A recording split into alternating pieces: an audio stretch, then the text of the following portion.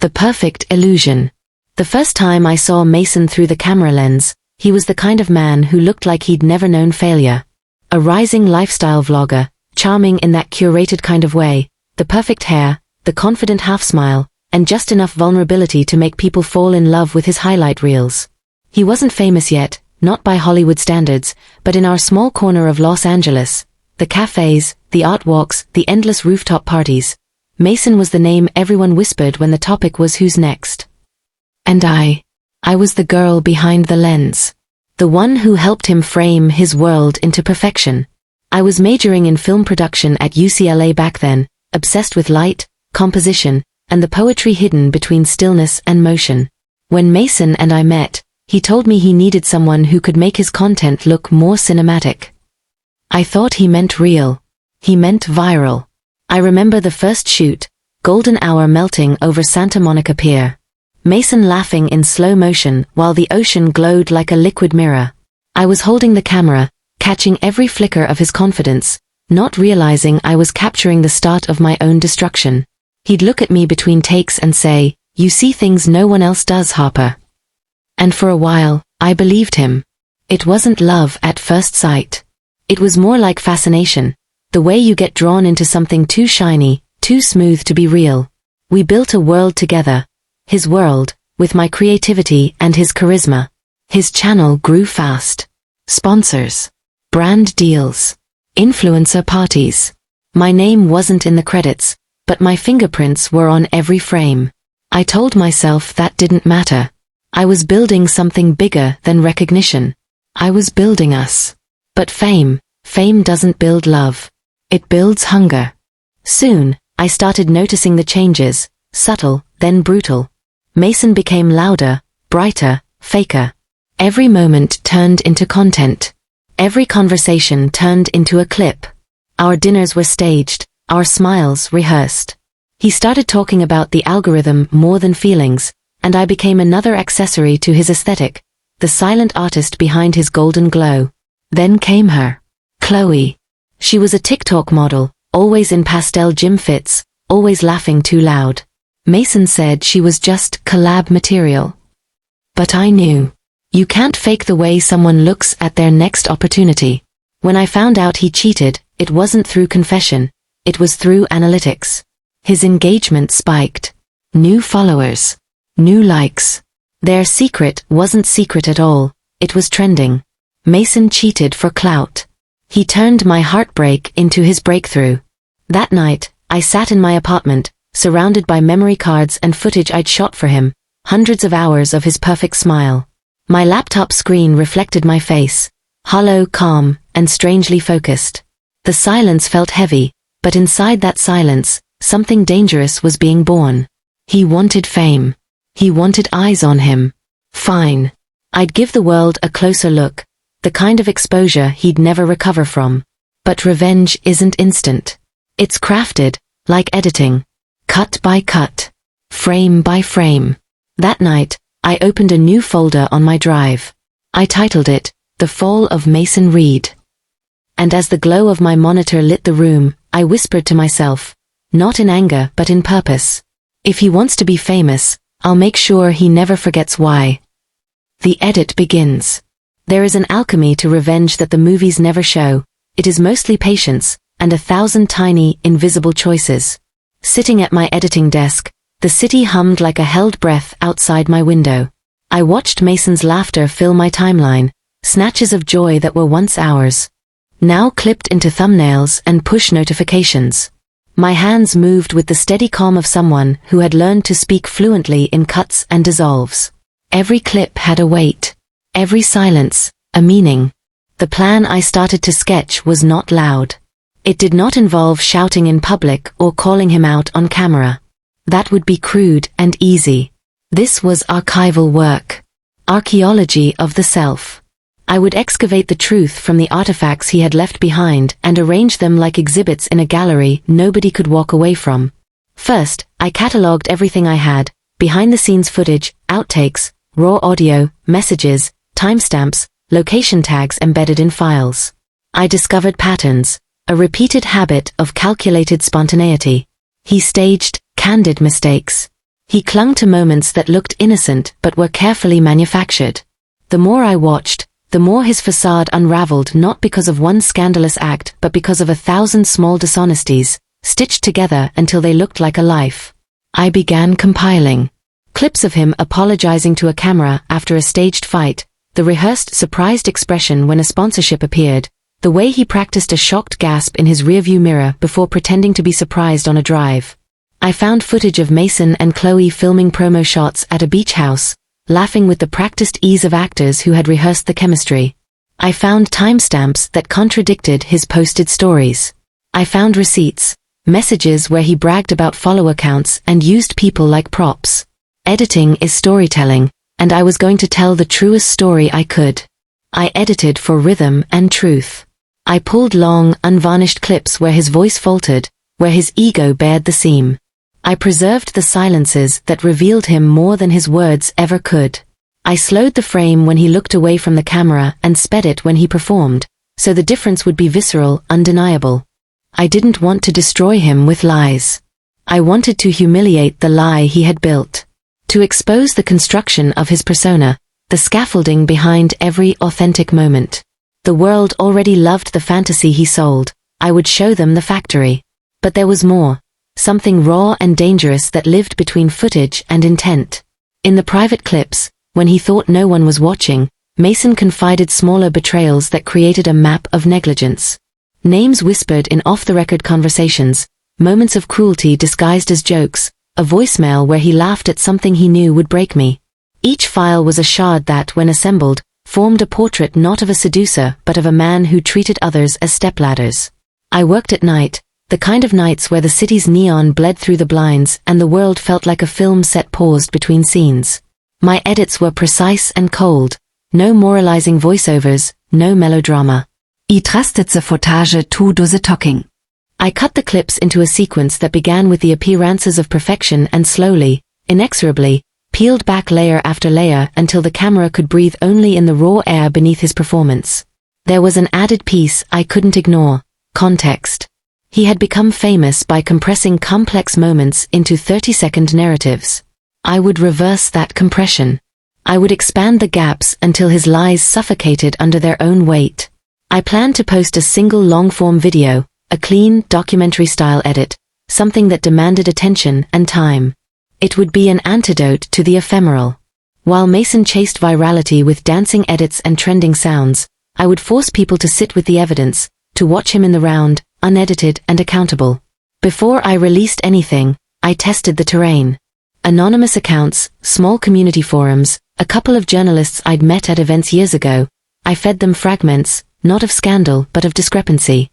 A clip here, a screenshot there. The goal was simple: make curiosity do the work my words could not. Let the algorithm of outrage start to sniff. Let the first whispers take root. Emotion is a currency. Context is the ledger. I made sure every frame could stand up to scrutiny. I printed metadata, logged timestamps, cross-referenced locations. I created a dossier disguised as an edit, the kind of thing a discerning viewer could audit and verify. This was not just petty revenge. This was method. This was proof against the counter-narrative he would inevitably spin.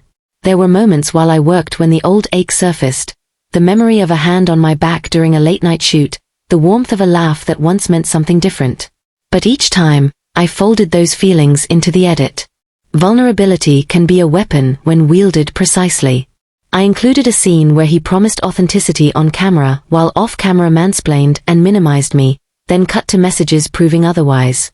The juxtaposition would sting. When the first draft was finished, it was not cathartic. It was like holding a small, bright bomb and knowing how to light the fuse without panicking. I watched the 45-minute piece in one sitting and felt something I hadn't expected, a strange clarity. The story was no longer mine alone. It belonged to anyone who had ever been used by someone hungry for fame. The only question left was when to release it. I scheduled the upload for a Thursday evening, after peak scrolling hours, when people were tired and susceptible to long-form content. I set the thumbnail to look innocuous. Mason in his most earnest pose, the caption a simple line about truth. I created backup copies and seeded them with friends who promised discretion. I wrote a short, factual description. No accusations beyond what footage supported. I practiced not to gloat in the comments section. This needed to be surgical, not petty. And then, in the quiet before the storm, my phone buzzed with a message I didn't expect, an unmarked email from an address I didn't recognize, subject line, "We need to talk. He's planning something." The message contained one sentence and a single attachment. I clicked the attachment. The file was a video clip, 18 seconds, and in those 18 seconds, Mason did something I had not seen in any footage. He looked straight into the lens and smiled in a way that was not for the camera, but at someone beside it. The smile was different. It carried a certainty that suggested he knew about me, and worse, was preparing to take the first strike. His counter move. The clip looped on my laptop screen like a ghost that refused to fade. Mason's smirk lingered just long enough to speak volumes. Not the confident smile of a content creator, but the smug, knowing grin of someone who'd already planned the next act.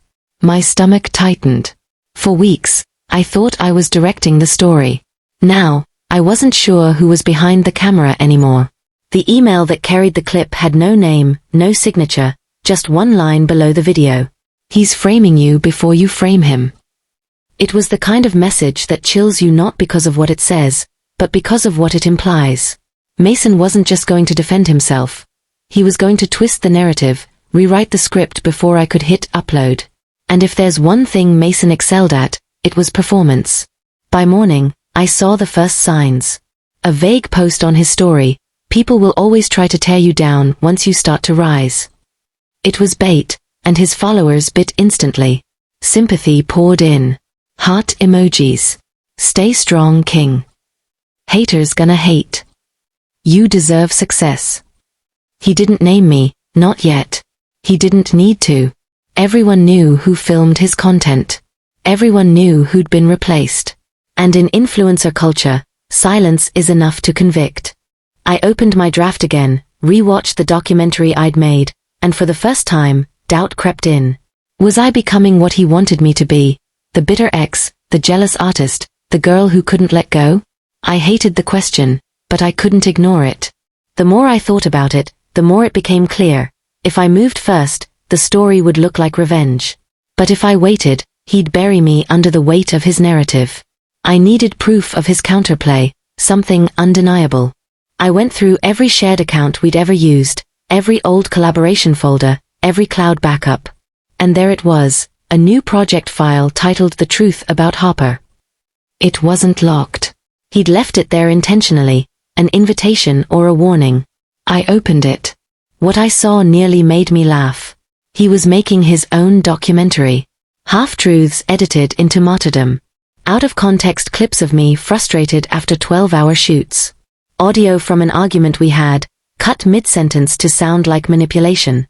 Messages blurred just enough to distort meaning. It was the same technique I'd mastered, weaponized against me. He was beating me at my own game. But the thing about Mason was, he never cleaned his digital footprints. He always left fingerprints on his masterpiece. In the metadata of his so-called documentary, I found the original raw files, untouched. And hidden among them was something unexpected, footage from Chloe's vlog, unlisted, private, and time-stamped a full week before our breakup. It showed Mason coaching her on camera angles, laughing too closely, rehearsing authentic moments, just like he did with me. But in this one, he slipped. Between takes, he bragged about turning every breakup into content. And then he said it, the line that sealed his fate. People only care when you look like the victim. It's marketing, not emotion. I paused the frame.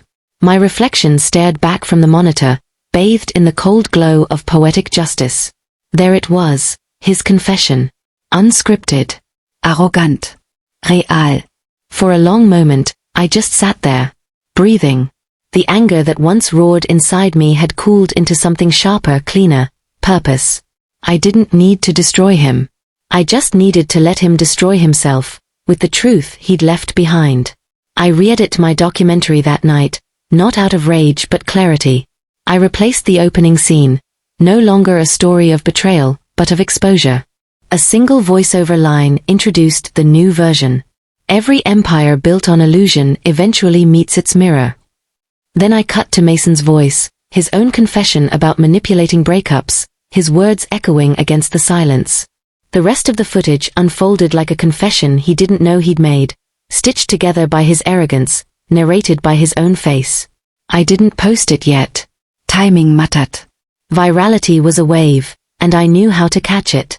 I waited, watching as Mason's truth about Harper teasers flooded his socials. He scheduled his video drop for Sunday night, the prime hour for digital spectacle. So I scheduled mine for 1 hour later. 2 premieres. 1 truth. And a world ready to choose sides. When Sunday came, I watched the view count climb on his post. Thousands within minutes. His crocodile tears, his crafted regret, his false humility, all broadcasted like a sermon. His followers praised him, sympathized, pitied him. Then, 60 minutes later, my upload went live. No Introduktion. No commentary. Just footage. Real. Undeniable.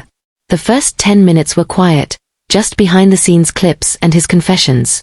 But by the time his line about marketing breakups played, the comment section exploded. People began comparing footage. Timestamps didn't align. Lies unravelet in realtime. By midnight, Mason Reed wasn't the hero anymore. He was trending, for all the wrong reasons. But as my phone buzzed endlessly with notifications, a strange unease crept through me. Not guilt. Something else. Because amid the chaos, one name appeared again and again in the comments, the sender of that anonymous email. She's not the only one he fooled. There's more coming. And when I opened my inbox again that night, another message was waiting. This time, with a single line and a new attachment. You exposed his lies. Now watch what he kept hidden from you. The hidden file. The notification blinked in the dark like a warning light on a sinking ship. Another email. Another video file. Same anonymous sender. For a full minute, I didn't touch it. The city outside was silent, the kind of silence that feels staged, like the world itself was holding its breath. My laptop screen glowed against my face as I hovered over the file. The subject line read, "He filmed what you never saw." My heart started its own quiet drum. I'd seen enough of Mason's manipulations to know that every click was a risk. But curiosity and fear share the same shape in your chest, and I couldn't stop my hand from opening the file. The screen filled with static first, then steadied. The camera angle was familiar. My old apartment. I saw myself months ago, setting up lights for a shoot, my face soft, unaware, focused. And behind me, half in shadow, Mason stood watching. Recording. He zoomed in, not lovingly, but with the cold precision of someone studying a target. His voice murmured off camera, too low to make out words, but the tone. It wasn't admiration. It was strategy. The footage cut again, showing different days, different angles. Me editing. Me sleeping on the couch after long nights. Me laughing while he pretended to fix lighting but was actually filming my exhaustion. My chest tightened. He had recorded me without my consent, dozens of times. I was part of his content plan, a silent storyline he was saving for the right moment. The final clip in the file was the worst. It wasn't grainy or accidental. It was deliberate. He looked straight into the lens, said my name, and smiled that same arrogant smile I'd seen in the earlier clip. Harper thinks she's the storyteller, he said softly. But every storyteller needs an ending. I'll make sure hers goes viral. My breath caught. He'd planned this. Every frame, every lie, every manipulation. My revenge wasn't derailing his plan, it was part of it. For a moment, everything around me blurred. The anger that once felt clean now twisted into something darker. Betrayal layered with humiliation, fear mixed with disbelief. He hadn't just cheated for fame. He'd been building an entire alternate narrative, waiting for the day he could flip the script and make me the villain, the unstable ex who couldn't let go. I looked again at the email thread, the sender who'd been feeding me these truths. They weren't just helping. They were guiding me toward something bigger. Maybe they knew more. Maybe they wanted him gone as badly as I did. I replied for the first time. Just one line. Who are you? No answer. Instead, Another file arrived within the hour. A folder this time, encrypted, labeled Project Catalyst. Inside were raw documents, sponsorship contracts, and chat logs between Mason and a PR firm. The chats revealed everything. He'd planned a reputation redemption arc. His scandal, the breakup, even the tears, all premeditated. The firm had advised him that controversy converts to loyalty if managed correctly. His cheating wasn't a mistake. It was a campaign. He hadn't betrayed me for love or lust. He'd betrayed me for metrics. I read line after line, watching the conversations unfold. Play up the victim angle. Make her seem obsessed but harmless. Control the narrative before she posts anything. Every word turned my stomach colder. By morning, I knew what I had to do, the same thing I'd done once before, edit the truth. But this time, it wouldn't just expose his lies. It would expose the entire machine behind them, the PR firm, the fake sponsorships, the engineered heartbreak that made him famous. I started assembling part 2 of my series, The Catalyst Files. The opening shot would mirror him smirking into the camera, followed by the line he thought no one would ever hear, "Every storyteller needs an ending." Then my voice, calm, unwavering. He was right. The new edit felt surgical, controlled, devastating in its honesty. I layered in the footage of me working, his secret recordings, the PR chats, and a timeline of manipulation so precise that no statement could contradict it. I even included a brief clip of Chloe, not to shame her, but to show the cycle. She wasn't a villain, she was another prop. Just like me. Ignese risk. Once this went live, there would be no coming back. Mason had followers, sponsors, lawyers. But I wasn't scared anymore. Fear loses its power when truth becomes your weapon. At exactly 9 p.m., I hit upload. The screen blinked once, then the progress bar began to move. Each percentage felt like a heartbeat, slow, steady, irreversible. 10. Halbwehtruckse Upload, my laptop screen froze. Connection error. Retry failed. I checked my Wi-Fi, it was fine. But my cloud storage had been locked. Unauthorized access detected. Files deleted. Within seconds, my documentary, everything, vanished. And then my phone buzzed. A text. From an unknown number. Nice edit. To bad the endingsmine. The viral ending. The message glowed on my screen like a taunt carved in neon. Nice edit. To bad the endingsmine. I stared at it until the letters blurred. My laptop sat frozen, the upload gone, every file, months of work, deleted like they had never existed. It wasn't a hack. It was a statement. Mason had reached through the wires and erased my truth before it could see daylight. For the first time in weeks, I didn't feel anger. I felt silence, thick, heavy, suffocating silence that pressed down like water. He wanted me voiceless. He wanted to control the ending.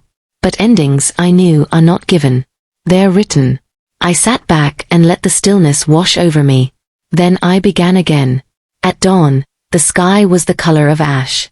I grabbed my camera and walked out onto the streets of Los Angeles, the same city where he'd built his empire of illusions. The morning felt raw, unfiltered, like reality reclaiming its light. I started filming. Not Mason this time, but everything he had pretended to show the world. Coffee shops still closed, graffiti half washed off walls, a homeless musician strumming a guitar under a billboard of Mason's latest mental health campaign. I captured it all, the contrast between his curated perfection and the city's unapologetic truth. And in my voiceover, recorded later that day, I said, he tried to own the narrative. But the truth doesn't need permission to exist. It wasn't revenge anymore. It was revelation. By mid-afternoon, Mason's new video dropped. Title, The Real Harper, My Final Response. It was cinematic, overproduced, his face perfectly lit, tears perfectly placed. He painted himself as a survivor of digital harassment. Claimed he was being blackmailed. That I had doctored footage. That he forgave me and wished me peace. It was flawless. And yet, underneath the gloss, I saw panic. Because the internet doesn't forget, and his followers were already asking questions. My earlier uploads, the mirror of his confession, the inconsistencies in his timelines, all still lived across mirrored channels, screen recordings, reposts. The fire I'd lit had already spread before he'd cut the power.